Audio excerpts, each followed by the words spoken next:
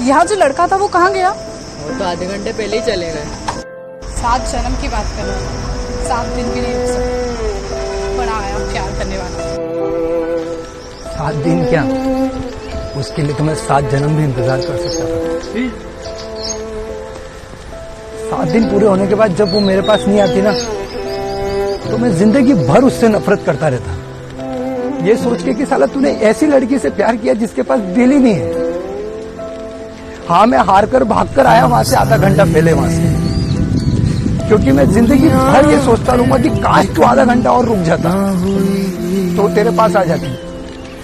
मैं जिंदगी भर खुद से नफरत कर सकता हूँ, लेकिन उससे नहीं। सी हमारी कहानी रही।